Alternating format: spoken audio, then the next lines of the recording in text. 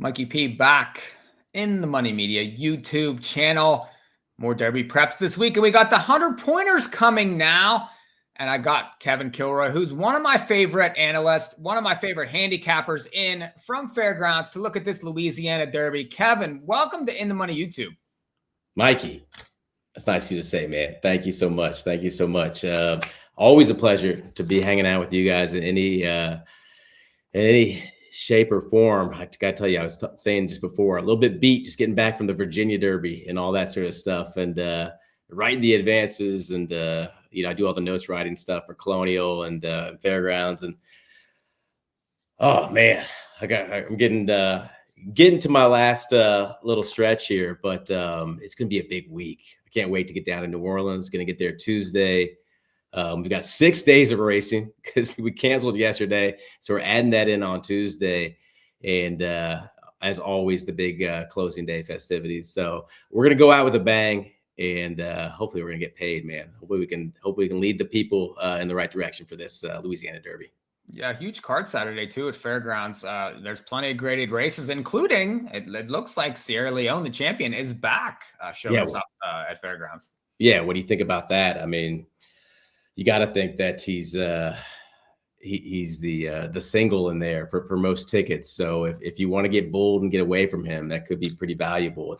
It's a good field. I mean, you got 2 Cox entries in there, Bishop's Bay, sort of unproven but highly sort of thought of, and Kinetic, who are each 10-1 in the morning line. Would you ever see 2 Brad Cox dirt routers?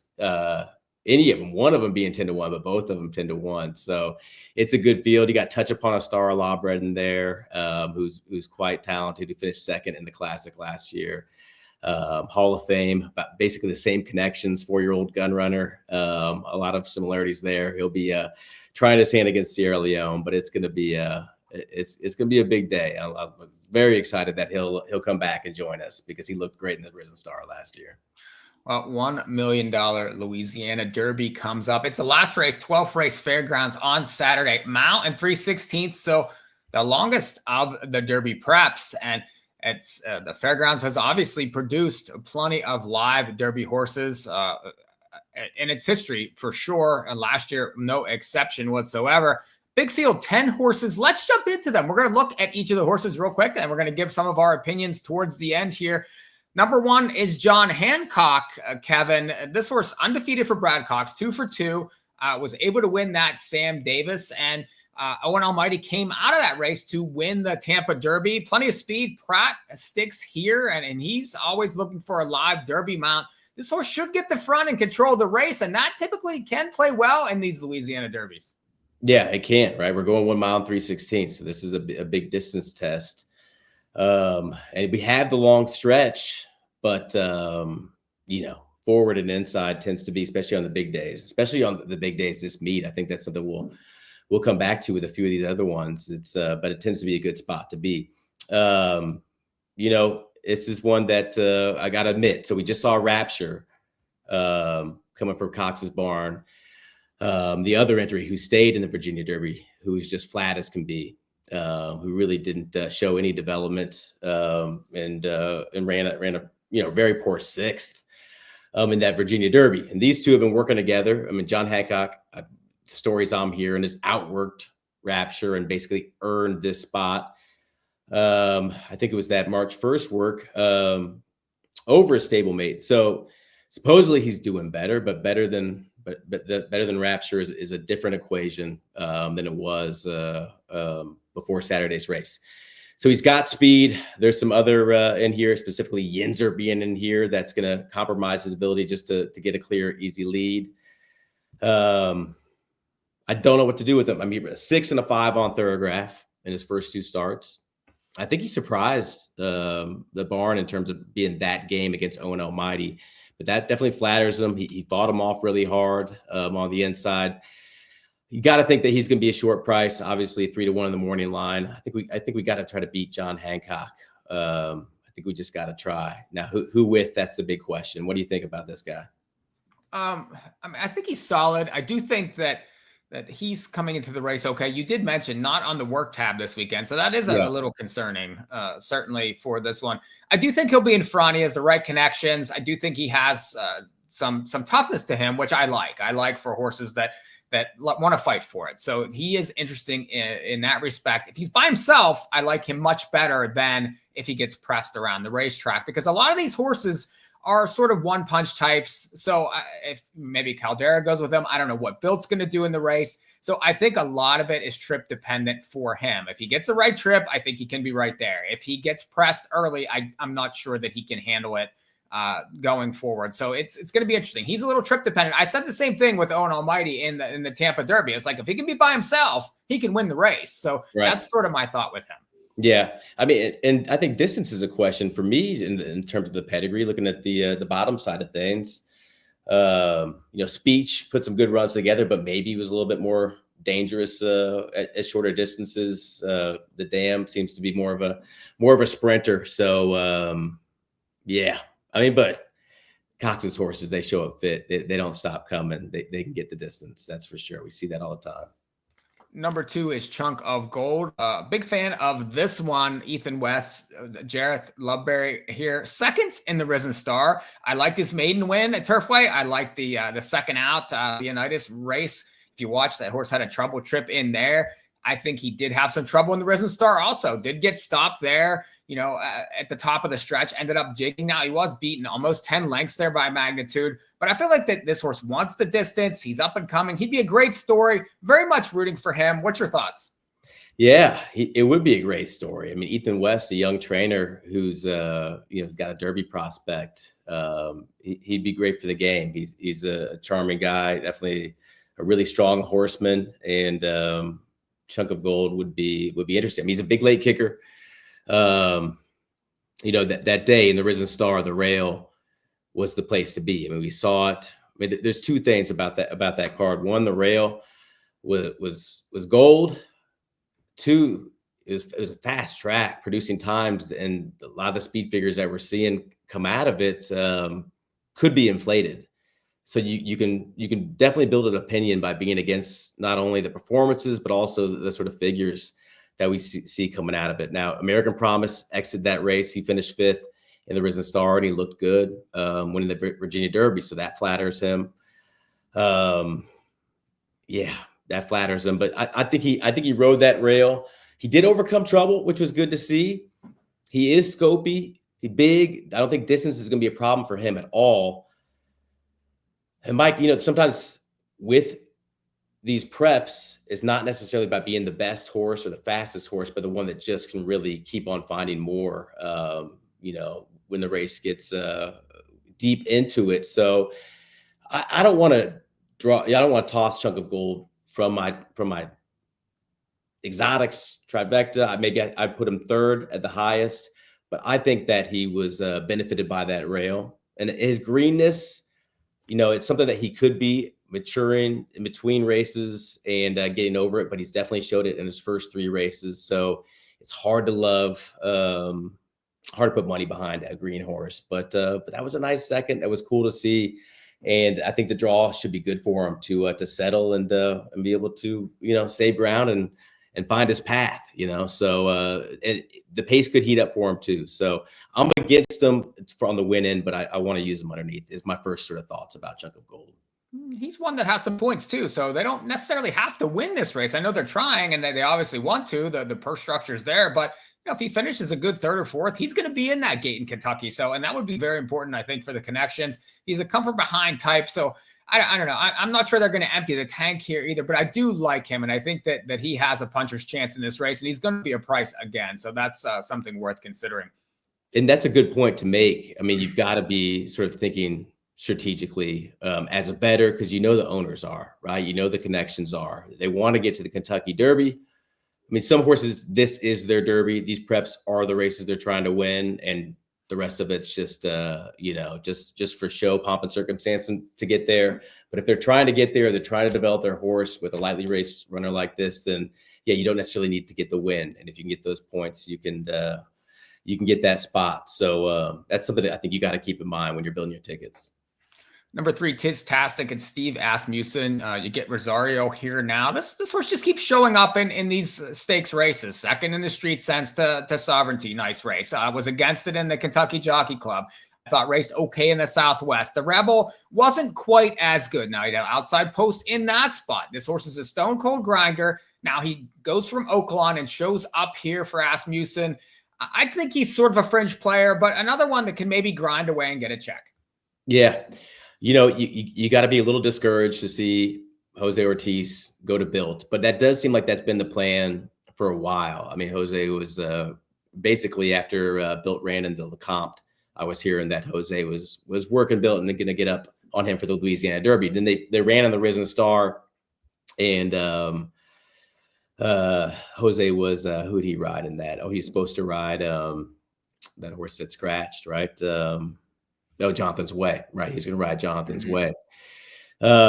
So there's something to think about there, that he's not keeping this mount at Tiztastic. But this is a horse that I've liked. I've been interested in. I thought that he's been running well and had tough trips and had excuses. You can see it just in the comment lines in the Southwest. And last out, we were against that track bias. That was a very forward track on the Rebel Day at Oaklawn Park. So he's just been kind of sitting there, plateaued at sevens, looking at Thoroughgraph. He's been running the sevens in the last three. And I think he's due for a move forward. I think he's due. We saw what happened with Magnitude. The bettors grew tired of him, even though he had excuses as well. And he popped forward. He's with Steve. Steve's unlocks his horses each race. You should expect, or at least if you can get value in a horse like Tiztastic from Steve's barn, I think it's worth it taking a swing to expect him to move forward. So a clean trip, a fair track, and money sign Rosario up. I think he's interesting. I think he's one that is going to keep my attention, and I'm gonna look for him to maybe play him in the win pools. We'll see. Yeah, I think Tiztastic's interesting. I gotta admit. Number 4 is Yinzer. Now, being from near Pittsburgh, of course, I'm a certified Yinzer myself. Got the win last time, and we had a couple of us had been chasing this horse, so popped at 11-1 there on February 15th, and I thought it looked much better in there. He's speedy, he's improving, but has to come off Lasix here. I do think that there's some question marks. More a pace kind of horse for me. I'm not sure that I want him at all. What's your thoughts? Yeah. What's a Yinzer? I don't know what the term is. What does that mean? It's a nickname for people that are from Pittsburgh. So it's the people from Pittsburgh say Yins. They say, instead of saying that's a thing, a Pittsburgh thing. Yeah. So the sports fans from Pittsburgh, they're termed Yinzers. So that's just sort of it's a Pittsburgh thing. Yeah. That's good to know, man. Yeah. Maybe you could draw a line through 2 back because of the slop. Maybe he just doesn't like wet tracks. He definitely ran good and beat a good group there. That Only in America came in for Pletcher. Seemed like the one that was going to get it done on the undercard for the Risen Star. But it's the same deal. Magnitude had that forward run. I mean, Steve's always paying attention to the biases, and he's talking to his riders. And this is a forward, one-dimensional horse anyway. So I think he's dressed up off of that effort in a big way. Now, that being said, I mean, if you're seeing speed, and I think he's got the advantage to the outside of John Hancock. Ben Curtis got it done with Magnitude, so he gets this shot again. It's a tough task. It would be more just sort of a degenerate junkie play to bet him to win there, like get out play, like shit, we can get 30-1 on Yinzer. Let's take a swing type of thing. But no, I don't think he's the one. I don't think he's the one. Yeah. One thing to look at him, his pace figures in all his races are quite high, especially early. I mean, if you look 2 back, 152, 131, the last one, 140, 137, 124 early. So this horse is gonna blast early, and he could make things uncomfortable on the front end. That's really his only chance, right? I mean, he has to go. So, he's quicker than these horses. He's gonna heat it up. But I mean, that could really, I mean, he struggles to finish, I think, whenever that goes on. Yeah, I mean, he was green 3 back. He veered out 10 paths at the end. Yeah, he would have won that race. And at least he did pass horses in that race. It was kind of a strange deal, 3 back. So maybe he could rate. Maybe he's developing that. But yeah, I think he's fully forward. and it's hard to love horses that are just trying to run them off their feet and just hold on at the end, right? And I think that's what he is. We're just you see his numbers really cool off there towards the end. So yeah, I'm against Yinzer unless we have a scratch of I mean, Caldera might be forward too, but if we had John Hancock scratch and we'd not seen him on the work tap, makes me a little bit curious what's going on there. If he's the lone speed, he'd be dangerous, but otherwise, no. You spoke of Caldera. That's number 5, and it's my racehorse, Dwayne Lukas, of course, alive and well after that Virginia Derby with his other horse. And this horse won the Sunland Derby on February 16th. Actually lost, got beat a nose to getaway card there, but it looked like he won on the wire. I'm surprised he didn't have his nose in front. I thought raced well in there. With these my racehorse horses, they always seem to take a ton of money. Now, given the way getaway car raced in the Virginia Derby, I don't have a whole lot of confidence here, but I mean, maybe that he's improving. He's got the right connections. So another pace type play. Could he be getting better? What's your thoughts?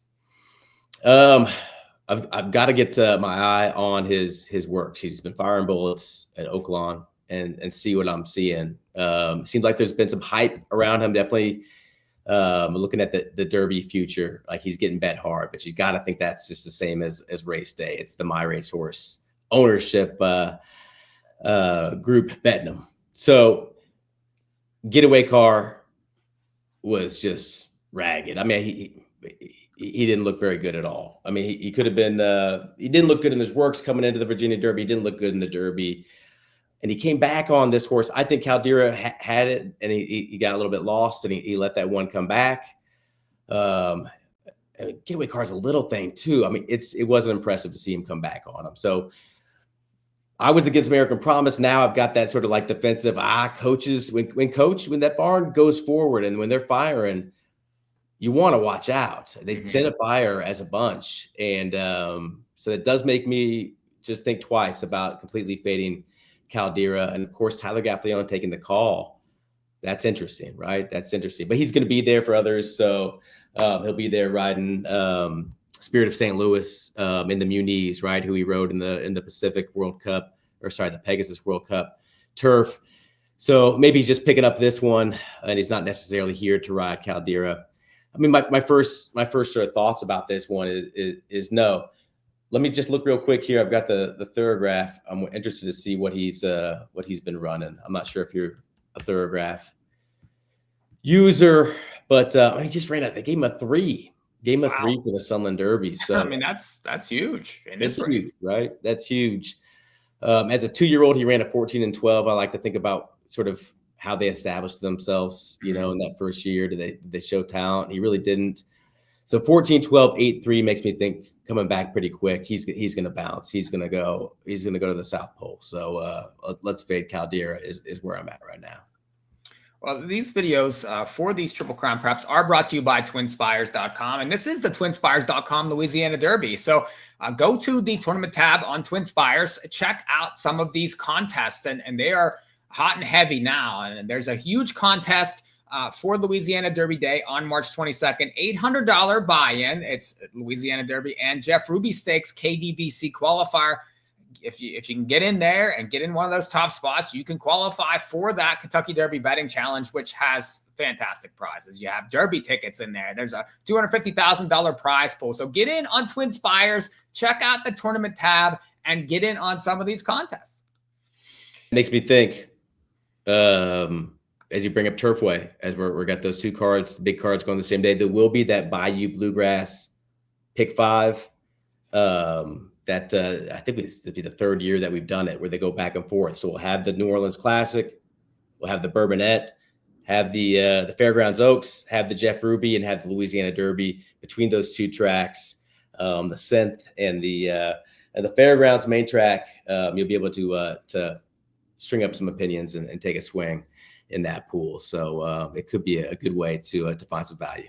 Yeah, that definitely sounds like a blast. I like those wagers that combine different tracks and the big races. That's just so much fun, and it's just something that I definitely will be interested in, because I'm looking at all the big races, and if you can find some value there, and I just think that those always pay better than they should. Just those combined bets. So that's something that is definitely we need to look out for, and we'll certainly be interested in for the weekend. Yeah, I agree. Let's go to number 6 in this race, Louisiana Derby. And number 6 is built. Now it's Wade Catalano. You're getting blinkers here. You mentioned earlier, Jose Ortiz shows up here. His gun runner, I thought was, very impressive. His Lecomte, I thought was decent. I know the figure came back slow, but that was kind of a strange track. Just the trip itself, I thought that he proved himself just capable of racing at this level. And then last time, he raced well again, but Magnitude just crushed everybody that day. And then he ended up getting caught late. I do think he's a contender in here. I'm not sure what kind of trip he gets. And I do think his price is going to be short. He's got to be second or third choice in here, don't you think? Yeah, I think so. I think they'll get excited about Jose being up on him. And figures wise, he's run 2 big races, two bang up races, getting big numbers. He's come back to 3 twice on Thoroughgraph, or is it a 3 and a 2? You got a 2 in the gun runner, and just got a 3 there in the Risen Star. So can he get the distance? I think is a big question. We haven't really seen him finish very strong. He was just loose on in a carousel race in the gun runner. It's one of those races you want to try to beat him out of, right? Because they went 1, 2, 3, 4, 5 throughout. But Render Judgment and Magnitude exits those race. Render Judgment ran fantastic in the Virginia Derby, ran a big race. Magnitude, we saw what he did in the Risen Star. And I don't know why those times were so slow. All the speed figures that came back, Disco Time ran huge. It was a sloppy track in the Lecomte. Built ran big. He seemed to be, spinning his wheels. He really didn't love that wet track, so maybe he didn't finish as strong as he could have, and he could have got it done there. It's hard to knock this horse. It's hard to knock. Maybe distance. Maybe that's why they're putting the blinkers on. Maybe they're thinking that's just going to help him sort of stay focused and keep on finding in the stretch. I don't know.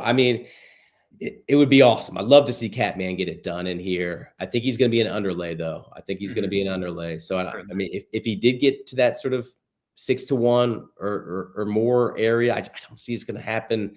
I'd be very interested in Built. He's a player, though. He definitely is a player. I don't know what to do with Built. I'm excited to get to New Orleans and sort of put my ear to the ground and hear what I'm hearing from the barn and everybody else who's watching him, because if he moves forward from those efforts in the gun runner, just in terms of the figures that we're seeing, not only can he win this race, he's a player in the Kentucky Derby. And if he can get the distance, man, watch out. So my first inclination, my inclination ever since the gun runner has been, let's try to beat Built, but he's got a 2nd and 3rd place finish, and it's costing me some money in my my vertical plays trying to beat him. So I've been a little bit wrong about this guy, and a little bit in the dark if my read is right. So I don't want to hop on the bandwagon too late and be like, he's been beating me, when we can poke holes in his 2 wins. Like we said, the Risen Star, those figures that came back, they seem inflated. You've got that high figure that got earned by Magnitude. Sometimes that sucks up all those horses underneath. You got the 2nd, 3rd place finishers, Chunk of Gold and Built,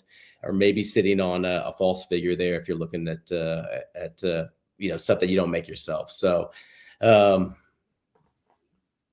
yeah, Built. What are we gonna do? I don't know. What are you gonna do with this guy? You gonna use him? Yeah, I think he's a use. He would be a use for me in multis, just because I think that he's shown versatility, which I do like. I like the fact that Jose gets up, the blinkers on. There's things to like here. He's bred.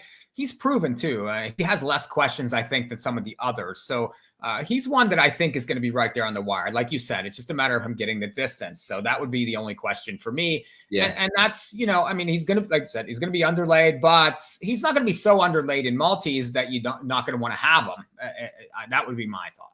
Yeah. So. I think you're right. As long as you've got some other thoughts, or you're pressing up, all that sort of stuff. But the Jose Ortiz factor is gonna drive that price down.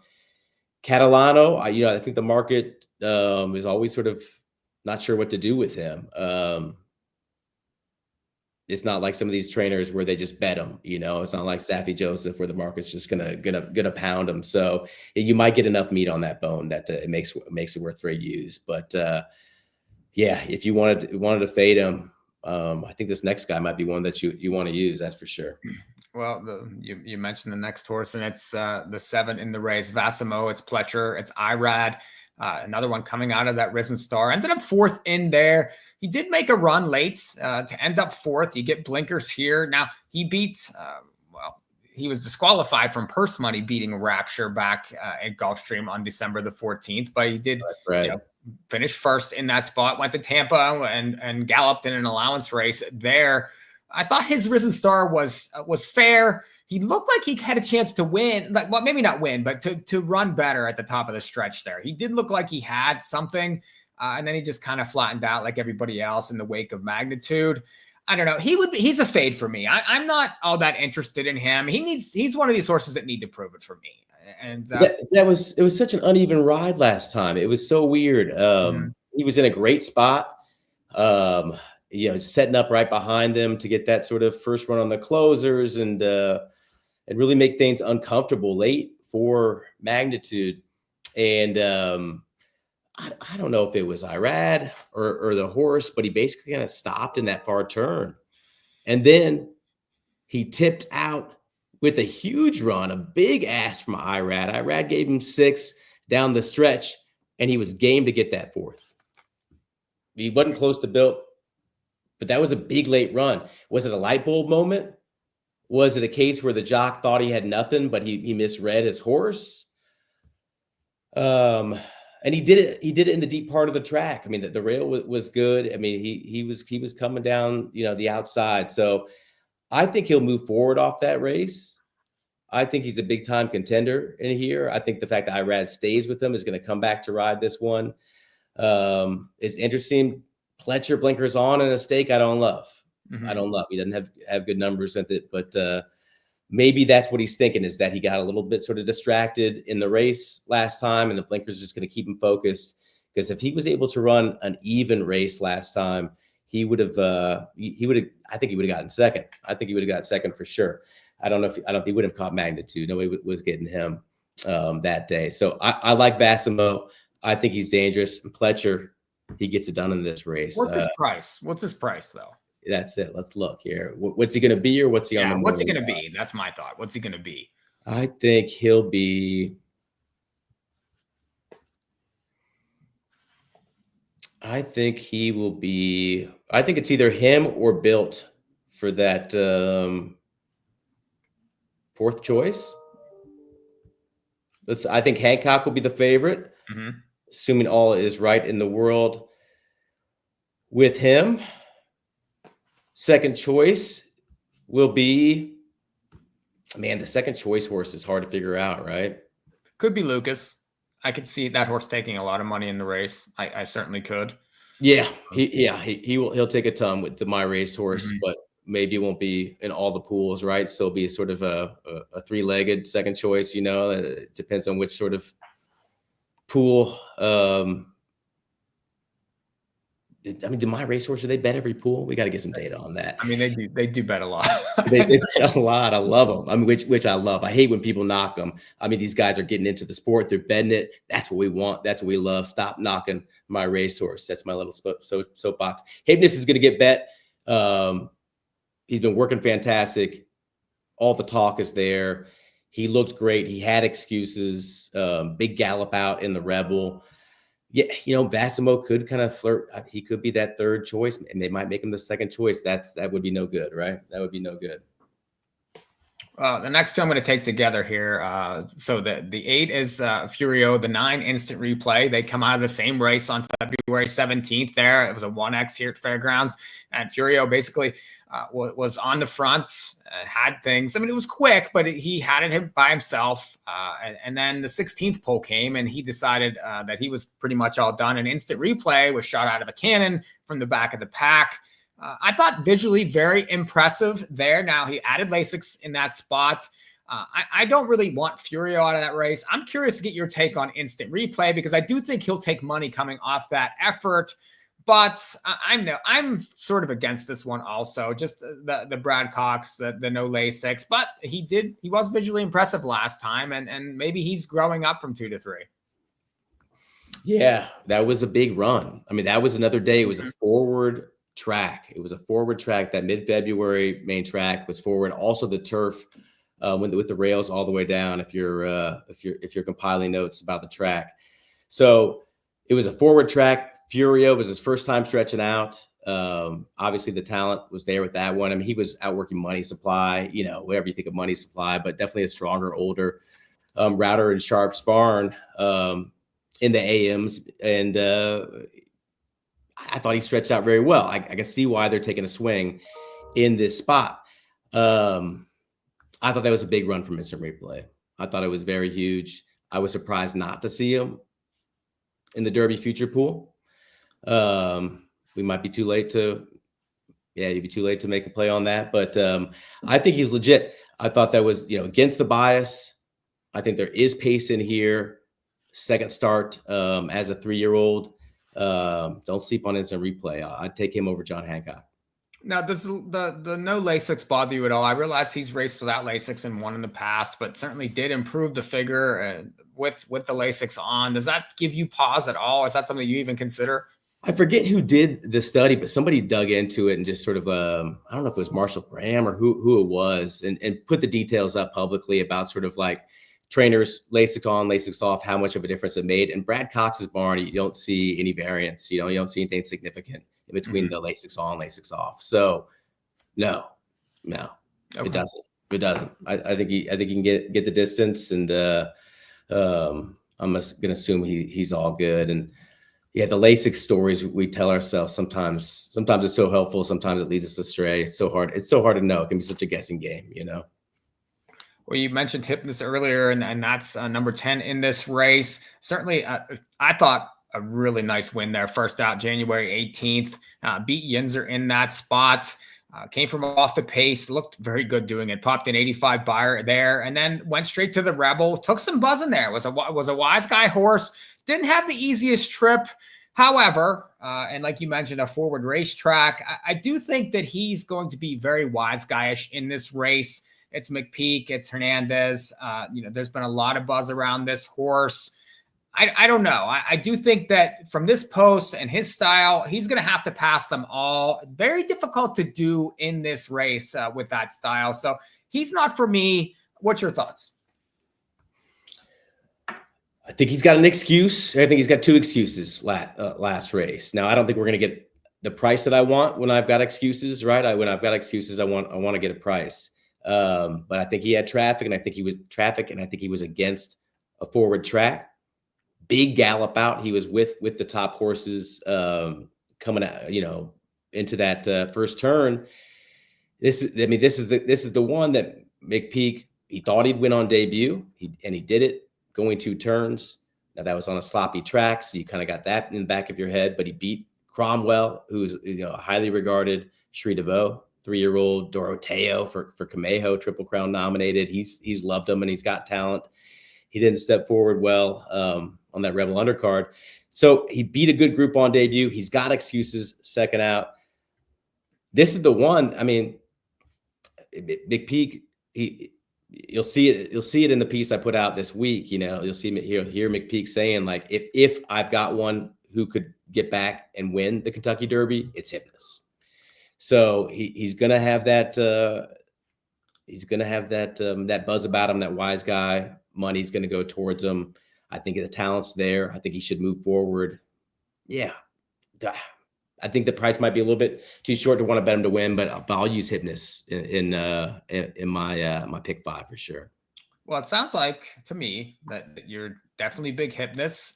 Some Vassimo. Final thoughts here, Kevin. I thought this was a very good in-depth look for this Louisiana Derby. So I know it's early, and some things can change during the week, and you're certainly tied into everything there. And hopefully, we'll be hearing your thoughts all week long on this. But give us your early leans.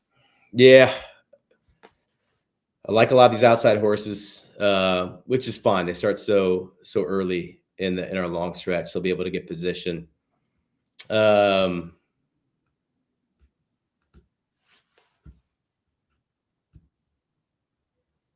Man, yeah, I think I would take instant replay right now, assuming that we have both Coxes in here, and we're getting a better price. You know, I think instant replay would be my play. I thought that was a very big run last time. And then Tiztastic, Vassimo. Mike, I'm trying to give you a top pick. I don't have a top pick, but I'm going to be looking through Tiztastic, Vassimo, instant replay, and Hypnus are the 4 that I'm really most excited about betting in this 112th Louisiana Derby. You can tell that's a wide open race because I like different horses. I like Junk of Gold. I like John Hancock. I like Built some. I think that he certainly has a chance. And then I'll go with your instant replay. Just with you and your stamp of approval there, the fact that the horse was against it last time, that would be a horse that I probably would really, have to throw in Maltese there, because if you get alive to these picks on these big days, you want to have some coverage. So I think it's going to be a fantastic edition of the Louisiana Derby. Kevin, always great to catch up with you. I feel like we could talk horses for days. Oh man, that's the dream, right? That's what we love to do. Just talk about these things, and hopefully we can not only talk about them, but cash some tickets. If you hit it, let me know, and I'll cheers you, and vice versa here. Well, it's been a production of In the Money Media. We thank Kevin. Join us for coverage all week. Huge week with all these Derby preps. Jump in on the In the Money YouTube channel. We'll see you guys next time.